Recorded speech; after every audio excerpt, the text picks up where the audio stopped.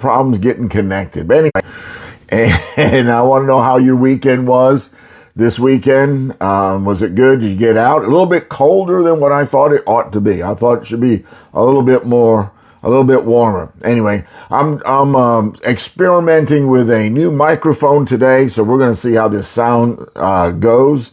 And maybe it sounds better, maybe it sounds worse. I don't know. Maybe you can't hear me at all. I don't know. But we're going to go with it, and if we have to, we will redo it. Okay, so are you ready for this first week of March? This first week of March already? Now, I've heard, and I don't know if this is true, that March comes in like a lion and goes out like a lamb. So we've got some rain and storms coming in, I think, on Tuesday. So maybe that's true. I don't know. We'll figure it out. It'll be what it'll be. And that's all I know. This is Coffee with Wes. My name is Wes. And I serve as the interim pastor at the First Baptist Church of Cutler. All right. This week, we head back to Cana. Now, we were in chapter 2 of John last week. And in chapter 3, Jesus heads on down to Jerusalem and causes a big stir down there. And then he comes back up to Galilee, and he is in Cana once again. And in this scenario, we're in John chapter 4. In this scenario, we are introduced to an official, a royal official. We don't know much about him. We don't know what his rank was, what it means that he was a royal official. Was he in the army? Some might think that he was somehow a relative of King Herod. But again, we don't know. But much like Mary did in our last session, this royal official approaches Jesus with a request, with a plea, and a situation that was just as maybe it was more dire than the one that Mary had, but just as important. And this official's request has something to do with his ill son.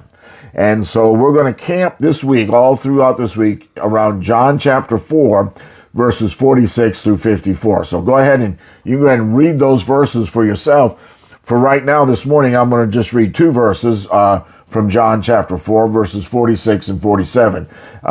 Follow along if you have your Bible as I read. I'm reading from the Christian Standard Bible.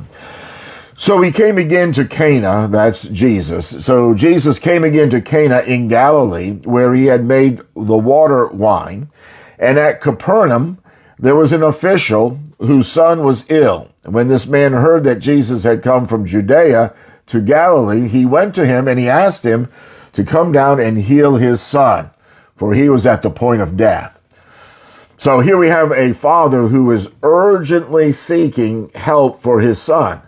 And the royal official travels to Jesus, who is in Cana, and he's desperate for a miracle. Now, just a little background here. This man had all the resources that were available to him and probably the whole Roman Empire to heal his son. But nothing worked. He was very desperate. He had searched everywhere, had everything at his disposal, and nothing worked. Now, what strikes me here in particular is the faith that this man has in Jesus, based solely on what he's heard about him. Now, no doubt he has heard about the water changing to wine. No doubt he's heard about that, maybe some other things about Jesus, but he's not ever seen Jesus. He's certainly never seen Jesus perform a healing, but he believed that Jesus could heal his son.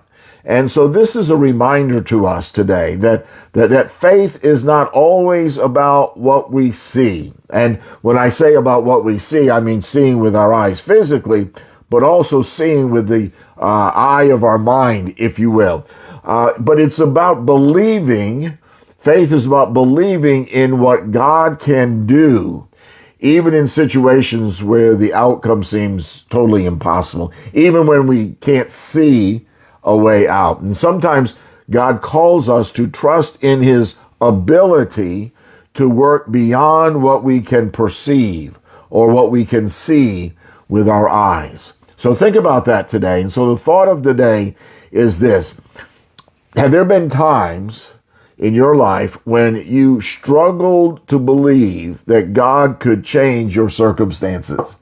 Or rather than have there been times, but when have there been times in your life when you have struggled to believe that God could change your circumstances? You just can't see any way out. You just can't see anything different.